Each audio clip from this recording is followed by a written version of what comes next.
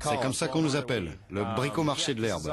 C'est notre magasin et on va développer ce concept dans tout le pays. 1500 mètres carrés de bonheur pour tout cultivateur en herbe et autres consommateurs. On vend tout ici, sauf la marijuana. 35 employés travaillent dur, occupés à la caisse ou à s'occuper des clients. C'est notre magasin principal. Lampes, engrais, humidificateurs, ventilateurs, tout ce qui permet de cultiver son jardin en extérieur comme en intérieur. Le top des ventes, c'est ce système intégré. 920 € pièce. Et facile à monter. On en vend tout le temps. Il n'y a pas besoin de construire quoi que ce soit. Vous n'avez qu'à le poser n'importe où, dans votre garage ou dans votre bureau. En fait, vous n'avez rien à faire. C'est livré avec cette matière réfléchissante. À l'intérieur, il y a l'air conditionné, des aérations. Il n'y a pas plus simple, c'est parfait pour un petit cultivateur ou un particulier qui fait ça pour sa consommation personnelle. L'affaire est juteuse. Le chiffre d'affaires du magasin est déjà d'1 million d'euros. Et on estime la valeur de ce marché pour la seule Californie à 15 milliards d'euros. C'est tout à fait comparable à la ruée vers l'or. Aujourd'hui, tout le monde essaie de se placer sur ce marché. Une expansion rapide et le premier positionné aura gagné. Nous, on pense qu'on a cet avantage. C'est pour cela que nous ouvrons des magasins un peu partout dans le pays. On commence par les États qui ont légalisé le cannabis thérapeutique. Ensuite, on va conquérir tout le pays.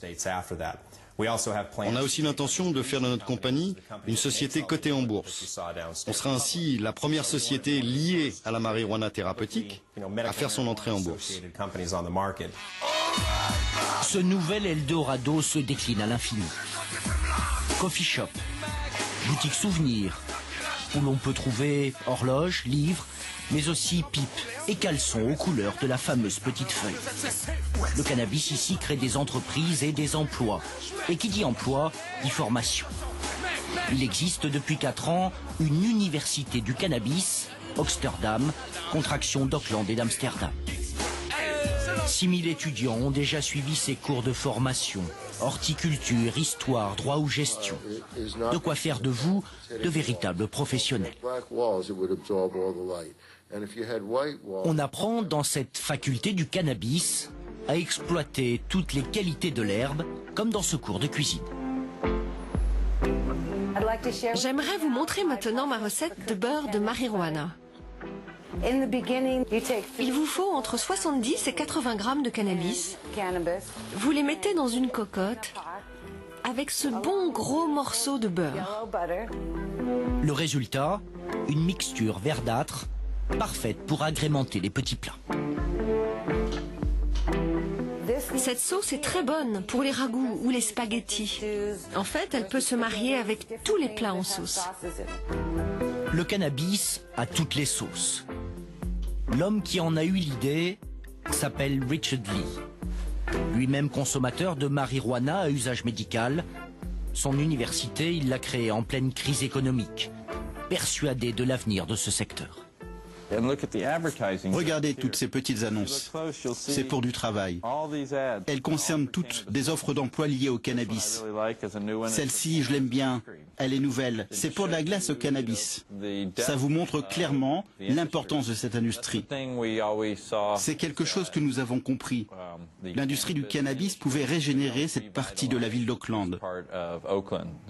Quand on a ouvert ici, le quartier était complètement à l'abandon. Les magasins étaient vides ou fermés. En s'installant ici, on a fait revivre le quartier. On l'a rendu plus sûr. On a ramené du business et ça a fait boule de neige.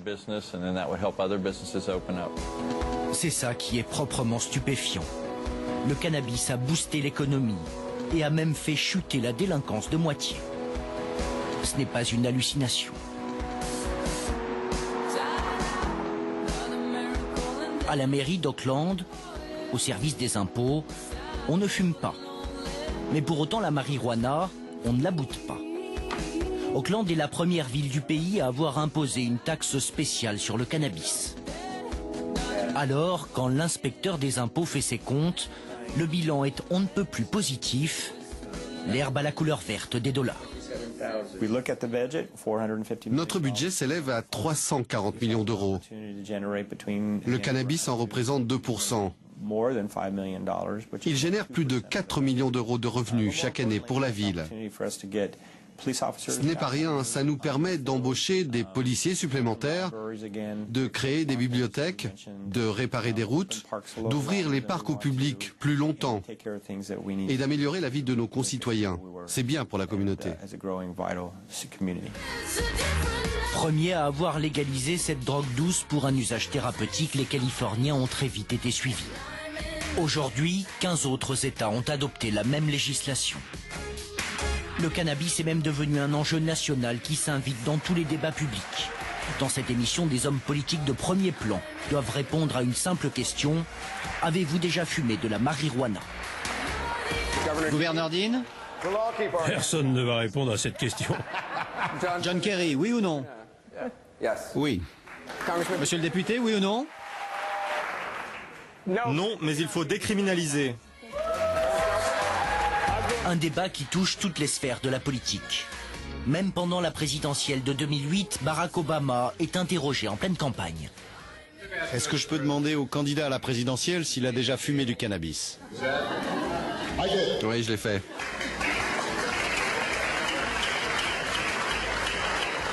Ce n'est pas quelque chose dont je suis fier. C'était une erreur de jeunesse. J'ai avalé la fumée, car c'est quand même ça le but du jeu. Les joints s'invitent même sur les plateaux de télévision. Cet acteur joue les troubles faits dans une émission à grande audience.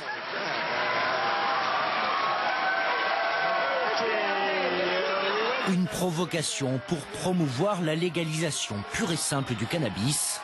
Aux États-Unis, ils sont de plus en plus nombreux à y penser. Avec parfois d'étonnants arguments.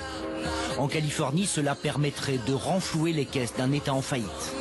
Une taxe sur la marijuana, comme il en existe sur les cigarettes, rapporterait plus d'1 milliard d'euros. Pragmatisme à l'américaine. Sarah milite pour cette légalisation totale, qui aurait aussi le mérite d'en finir avec l'hypocrisie du système. C'est triste parce que beaucoup de gens sont obligés de se cacher, ils doivent l'acheter à des dealers sur le marché parallèle, alors qu'ils devraient pouvoir l'acheter dans un magasin normal, sans avoir à trouver un alibi, comme dire par exemple qu'ils ont telle ou telle maladie.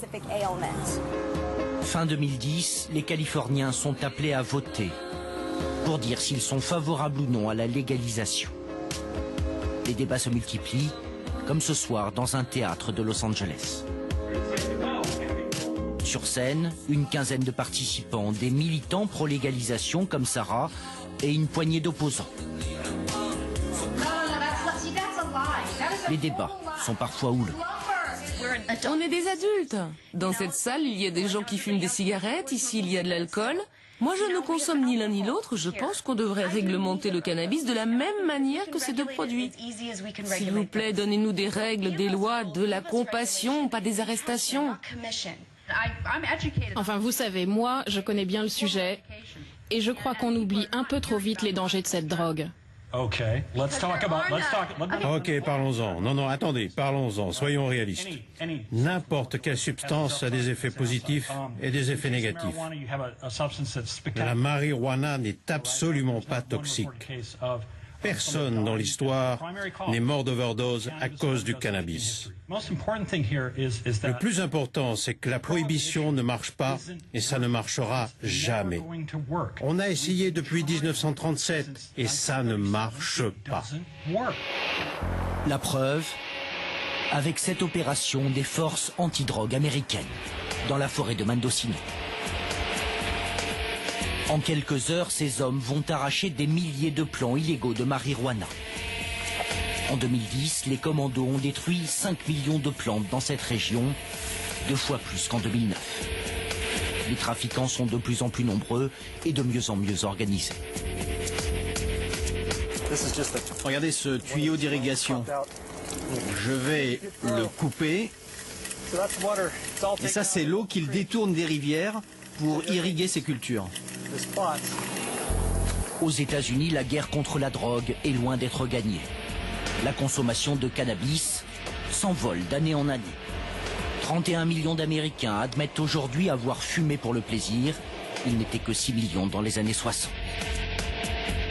Les autorités n'ont jamais pu faire cesser le trafic, malgré les milliards dépensés chaque année dans la lutte contre la drogue.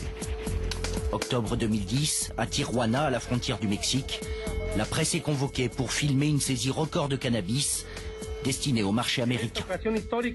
C'est une saisie historique. Nous avons retiré de la circulation 105 tonnes de marijuana. Cela correspond à peu près à une valeur marchande de 85 millions de pesos, c'est-à-dire 5 millions d'euros. Devant les caméras, le cannabis est détruit et les trafiquants exposés. De bien belles images, un pétard géant qui ne doit pas masquer une réalité. Chaque année, les cartels feraient passer près de 7000 tonnes de marijuana aux États-Unis. Alors, beaucoup d'Américains craignent qu'une légalisation totale n'augmente encore la déferlante. Pour les conservateurs réunis chez le procureur de Los Angeles, il convient d'être prudent. David, how you doing, bud? Si l'on peut admettre l'usage thérapeutique du cannabis, il est risqué d'aller plus loin. On pourrait dire que la prohibition, ça n'a pas marché. Mais ce n'est pas complètement vrai et on ne va pas abandonner. On ne quitte pas un navire en disant « on verra bien ce qui se passera après ». Mais si on pense légaliser, alors il va falloir faire plus d'études, plus de recherches pour déterminer les effets sur la société, sur les enfants, sur la population. Il va falloir étudier les questions de dépendance, de l'impact de la drogue au travail, les problèmes de consommation au volant. Toutes ces études, on va les faire. Et c'est seulement le jour où on aura les résultats, où on pourra les montrer à tout le monde et pas seulement aux pro-cannabis, qu'on pourra discuter et on verra.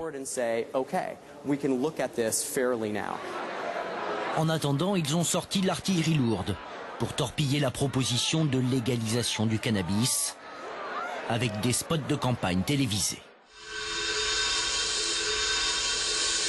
Augmentation de la toxicomanie chez les jeunes. Porte ouverte vers les drogues dures comme la cocaïne ou la méthamphétamine. Augmentation des cancers. Le message est clair, il n'y a rien de bon à légaliser la marijuana, absolument rien. Ce 2 novembre 2010, les Californiens sont appelés à trancher.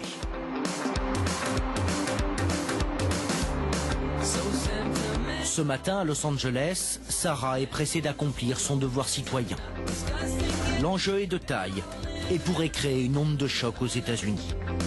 Si le oui l'emportait, tout Californien pourrait fumer, cultiver du cannabis sans entrave, simplement pour le plaisir. C'est la proposition 19.